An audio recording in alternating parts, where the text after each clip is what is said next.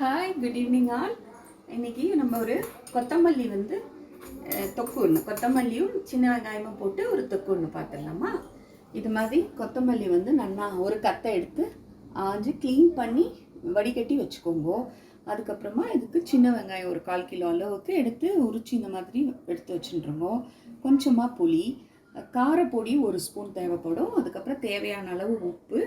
இது தனியா பவுடர் நமக்கு அதை எடுத்து தனியாக வச்சுக்கிட்டோம். இது மாதிரி வெந்தயத்தையும் கடுகையும் நம்ம வறுத்துட்டுடலாம். செவக்க வறுத்து இது பொடிச்சு எடுத்து வச்சுருக்கோம். நம்ம வெங்காயம் நல்லா வதங்கிட்டு புளியும் போட்டாச்சு. புளியும் போட்டு வதக்கினதுக்கப்புறமா நம்ம காரப்பொடியும் கொஞ்சம் தனியா பவுடர்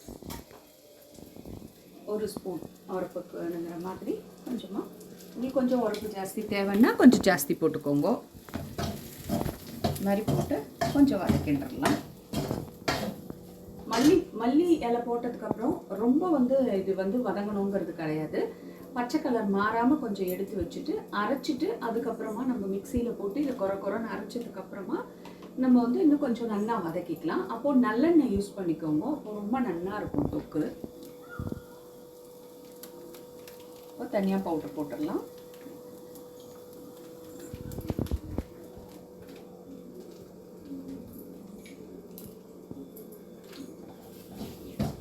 கொஞ்சம் இந்த பச்சை வாசனை போட்டோம்.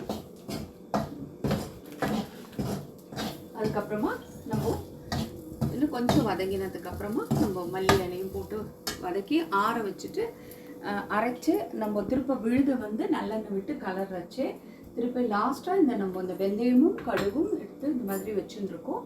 இதை குறைன்னு கொஞ்சம் பொடிச்சிட்டு இதை மேலாக்க போட்டுட்டு நம்ம கொஞ்சம் நல்லெண்ணெய் விட்டு இறக்கி வச்சுட்டா இந்த தொக்கு சப்பாத்தி, சாதம் பசஞ்சுக்கு, இட்லி, தோசை எல்லாத்துக்கும் யூஸ் பண்ணிக்கலாம். நம்ம கொஞ்சம் ஸ்டோரேஜ் பண்ணும்போது கண்ணாடி பாட்டிலில் மாத்திரம் ஸ்டோரேஜ் பண்ணி வச்சுக்கோங்க. ரொம்ப நல்லாயிருக்கும்.